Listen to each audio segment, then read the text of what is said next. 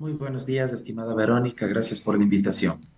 Muchísimas gracias a usted, Mauro. Y bueno, no es un buen día, pero sin embargo queremos justamente analizar con usted un poco cuál es la mirada que se da a estos hechos sucedidos en estas últimas horas acá en el país.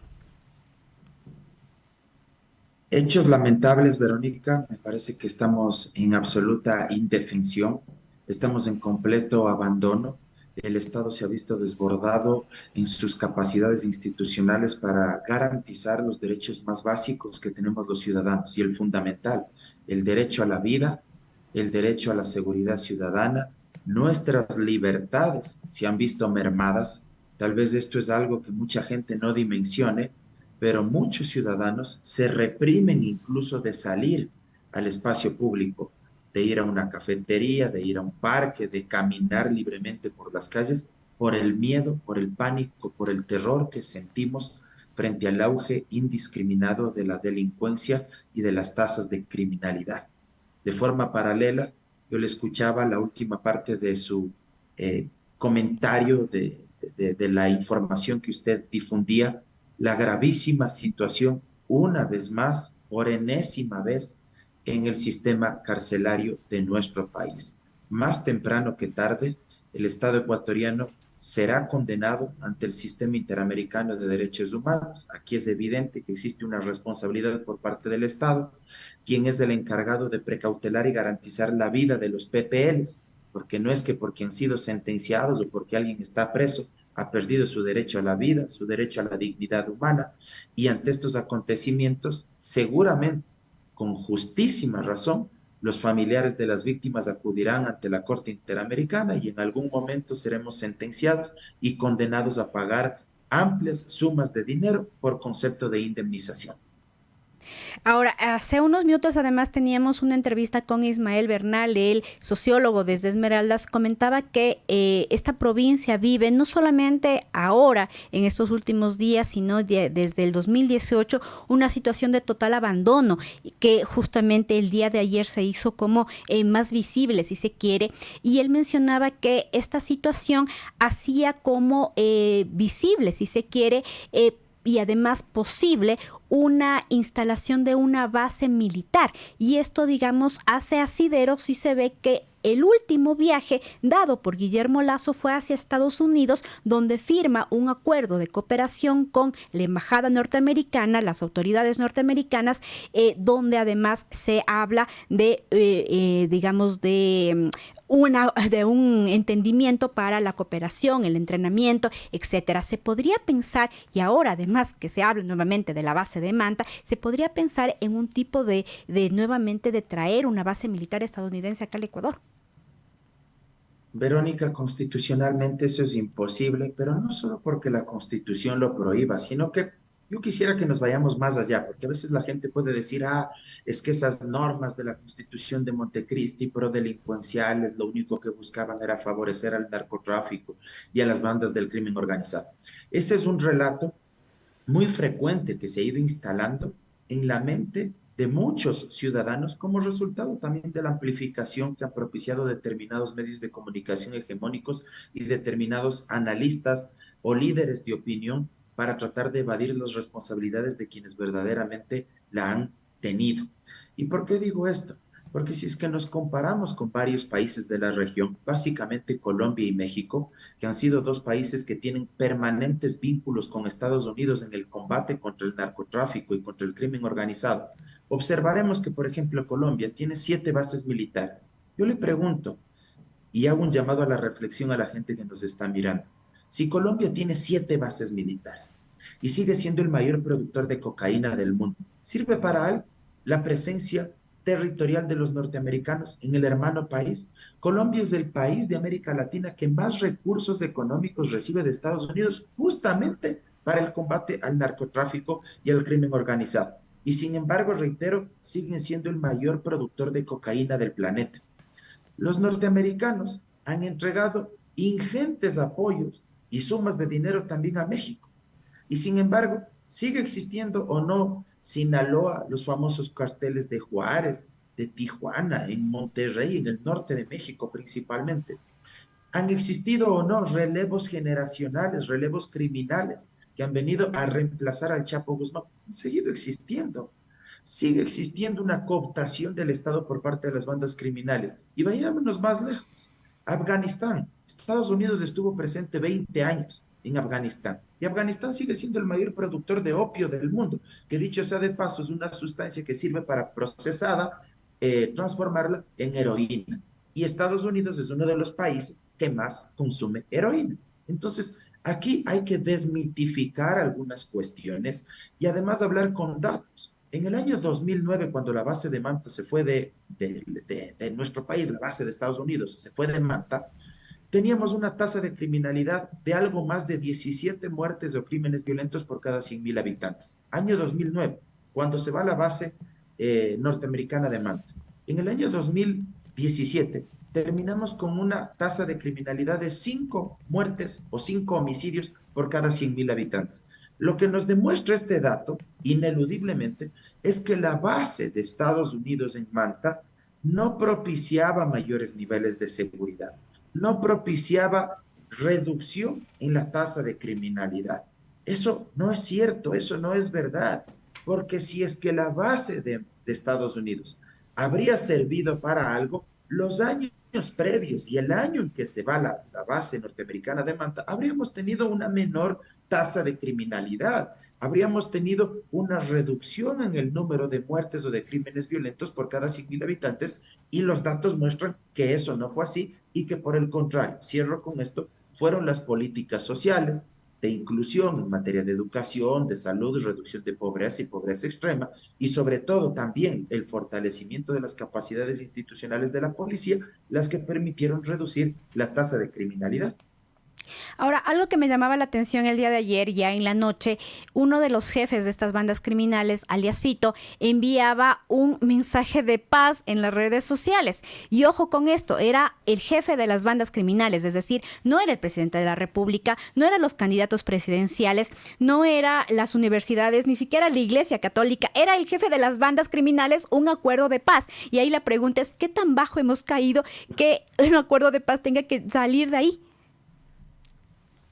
Creo que eso desnuda por entero la incompetencia del Estado y del gobierno central, porque en un momento nos dijeron que se había recuperado el control sobre las cárceles y sobre el sistema de rehabilitación social. Se difundieron fotos de estas que le gustan últimamente a Guillermo Lazo, fotos exuberantes, pomposas, entre comillas, con todos los PPLs sometidos, boca abajo, con el torso desnudo, descubierto, para tratar, dizque, de demostrar cierto aire de firmeza, de liderazgo a estas alturas del partido cuando ya se van. Pero luego de esas fotos sale justamente uno de los cabecillas de estos grupos, de estas bandas delincuenciales, y desde el interior de la cárcel da una rueda de prensa con una especie de guardia pretoriana alrededor de él, con armas, e incluso llega a ser él un llamado a la paz, a la calma, a sus colegas, entre comillas, del crimen organizado o con quienes tienen disputas por los territorios y por el negocio del narcotráfico. Y no solo eso, él voluntariamente dice vamos a entregar nuestras armas y hace un ejercicio simbólico de entregar o de poner ahí sobre la mesa 3 o 4 armas. Y algo que a mí me llamó mucho la atención, y soy honesto, no me había dado cuenta en un inicio, y que el exministro de gobierno, exministro del Interior, José Serrano, publicaba que sería bueno verificar si es que esto es tal cual como él afirma, pero uno de los individuos que está al lado de alias Fito, aparentemente es un policía. Entonces, si es que esto se llega a ratificar, ¿cómo podemos entender que quien esté dando la rueda de prensa con alias Fito sea un miembro de la fuerza pública y rodeado de más delincuentes o de más PPLs que están armados pero hasta los dientes? Dicho sea de paso, uno creo que está hasta con una subametralladora ahí. O sea, ¿cómo podemos comprender y aceptar esto? Y son respuestas que deberíamos exigirle al gobierno. Ahora, ¿qué garantías además tiene este proceso electoral que se avecina cuando hace un par de días nada más asesinan en Manta a un alcalde? Ayer con muy buen criterio, Paulina Recalde en un Twitter Space que pudimos compartir justamente mencionaba esto y hacía un llamado a la reflexión. Ella decía que lo que más debería preocuparnos, o uno de los temas que más debería preocuparnos ahora, es de qué manera vamos a garantizar la paz, la seguridad, el orden del proceso eleccionario del próximo 20 de agosto. Y creo que esto es absolutamente cierto. ¿Quién garantiza que no se cometan atentados, que no existan explosiones? Y lo que estoy señalando no es para promover el pánico o desmovilizar al electorado ese día, no, es porque la realidad nos muestra que no existe ningún tipo de garantía, ningún tipo de protección por parte del Estado. Entonces creo que realmente es un tema muy complejo y yo no quisiera pensar incluso que esto es parte de una operación política y de una treta organizada, ejecutada e instruida desde el propio gobierno nacional para que luego salgan con la media mecha de que hay que suspender las elecciones. Ojalá no sea propiciado, incitado por el propio régimen para que este sea el ardid perfecto para querer prorrogarse de forma no solo inconstitucional, sino autoritaria e incluso dictatorial en el poder Pero y tiene suspender las todavía, elecciones. pero tiene músculo político todavía Guillermo Lasso para seguir en el poder.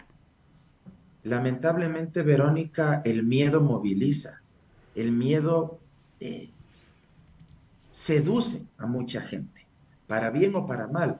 Y cuando el terror se apodera de la gente, a veces se construyen enemigos políticos muy rentables, en este caso las bandas del crimen organizado, que cierto es, son un enemigo del Estado, y hay que ser implacables con ellos. Pero este enemigo también puede serle rentable políticamente al gobierno, porque, y de estos casos hay muchos en el mundo, guardando las distancias, pero recordemos lo que pasó en su momento en Estados Unidos con el atentado del 11 de septiembre, reitero, guardando las distancias, pero ese fue, digamos, la línea base, el punto de partida ideal para que a partir de eso el Estado empiece a ejecutar una serie de políticas represivas que incluso iban en contra de los propios derechos más elementales de los ciudadanos norteamericanos. Lo mismo podría suceder acá o la misma intención podrían tener.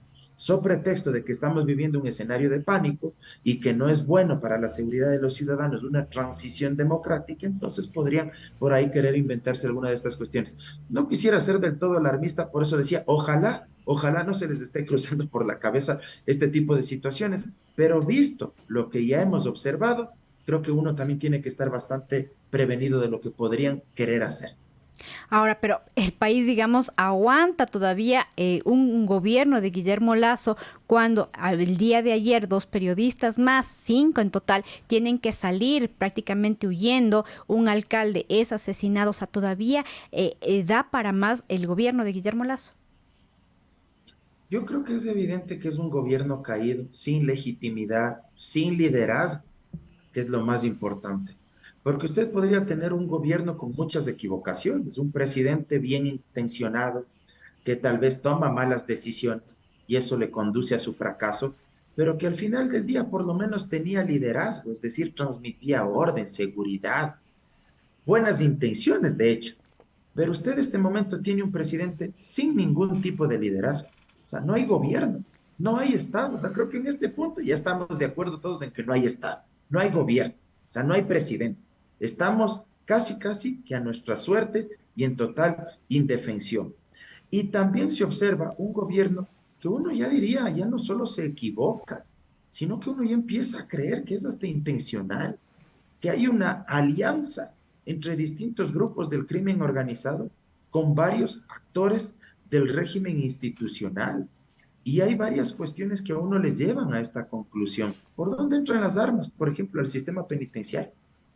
¿Quién mete las armas a las cárceles? Las armas no caen del cielo. Las armas no se siembran en un huerto. Las armas las mete alguien e ingresa por los propios filtros que debe controlar y que debe vigilar la Policía Nacional. ¿Eso qué nos dice? Que mientras no se depure la propia Policía Nacional y Fuerzas Armadas, no vamos a poder atacar al problema estructural de la violencia y de la inseguridad, que es precisamente desarmar a las bandas criminales. Mientras estén armadas, esto no va a terminar. Y ya para ir cerrando esta entrevista, apenas dos candidatos presidenciales, digamos, casi que pararon un poco la campaña electoral en vista un poco de lo que ha sucedido en estos días, pero el resto no. ¿Y qué tan difícil, por qué es tan difícil que los candidatos se sienten a la mesa y al menos encuentren algunos puntos, algunos acuerdos en medio de todo este caos? El deber ser nos dice que todos deberían sentarse a dialogar, a conversar en este momento de crisis del país y donde todos apelamos a la unidad nacional. Pero también hay que reconocer que vivimos atravesado por un conflicto que ya ha perdurado varios años, y es el conflicto de la polarización y de los antagonismos amigo o enemigo en el ejercicio de la política. Y esto me parece que nos está pasando una factura enorme y debe terminarse ya. Mientras sigamos utilizando un discurso político, un lenguaje de odio, de estigmatización al otro, mientras sigamos utilizando los insultos como mecanismo argumentativo para tratar de ganar votos y destruir al adversario, me parece que no vamos a ser capaces ni siquiera de sentarnos en una mesa y de reconocernos como adversarios legítimos. Creo que hay que bajarle 2, 3 grados, 2, 3 cambios al discurso de la polarización. Y ahí hago un llamado a todos y todas. Hago un llamado a los actores políticos. Es fundamental que bajemos el tono de la crispación, de la polarización, pero lamentablemente si usted tiene también por ahí un binomio presidencial que sigue llamando al resto de narcotraficantes o de mafiosos de arriba para abajo, es imposible también llegar a cierta conciliación, llegar a cierto acuerdo mínimo. Yo creo que la mayoría están conscientes de que es necesario bajarle 2 cambios. Habrá por ahí uno que otro que se resista a esto, pero sí hay que hacer un llamado a la unidad nacional y ojalá logremos salir de esta crispación y de este antagonismo a que a lo único que nos está llevando es una política de odio, de estigmatización, y el Estado, la comunidad política es la que está en riesgo. Y ahora, Mauro, suponiendo que mañana ya sea en las elecciones llegue un nuevo gobierno, ¿qué tan fácil o qué tan difícil, digamos, es crear, si se quiere, un nuevo pacto social, una especie como de acuerdo que finalmente cambie este país? Porque no va a ser fácil, es decir, mañana por arte de magia esta situación no se va a borrar. ¿Qué debería hacer el nuevo gobierno, si se quiere de alguna manera, para sentar las bases de un nuevo país? Lo primero que hay que decir es que gane quien gane, sea quien fuere, va a ser muy difícil, muy complejo ejecutar decisiones que a su vez repercuten en soluciones rápidas o inmediatas. Y eso puede generar una ola de muchísima frustración, ira, miedo en el electorado. Y ahí es cuando se acuñan y se anidan los liderazgos más extremos. Ahí es cuando aparecen las extremas derechas, ahí es cuando aparecen las propuestas de libre porte y tenencia de armas, ahí es cuando aparecen las propuestas de mayor represión estatal, ahí es cuando aparecen líderes y actores autoritarios. Ese es uno de los grandes problemas que hay que tener presente. Y también ahí hago un llamado igual a la clase política. No generen sobre expectativas en el electorado, porque luego se van a quedar absolutamente condicionados con todo lo que ofrecieron. Hay que ser muy serios en este momento y decirle la realidad al país, que gane quien gane, le va a costar muchísimo, por ejemplo, reducir la tasa de criminalidad y desarticular las bandas del crimen organizado, porque han corroído las instituciones, tienen secuestradas muchas de esas instituciones. Pero también hay que decirle a la gente que se necesita del apoyo de todos los sectores, no solo de la institucionalidad del Estado, sino también de la academia, de los medios de comunicación, de las organizaciones sociales. Y ojalá, luego del 20 de agosto seamos capaces de acordar 4 o 5 cosas fundamentales que yo creo que la gran mayoría hemos de estar de acuerdo. Educación pública de calidad, salud pública de calidad, reestructurar el seguro social, pero sin que esto implique ponerle todo el peso, la carga de las reformas a los afiliados y a la clase trabajadora, a los jubilados. Por supuesto, trabajar en temas de seguridad ciudadana y dotarle de lo necesario a la Policía Nacional, principalmente a la tropa, que son los que mayoritariamente dan la cara y ponen el pecho a las balas en nuestro país.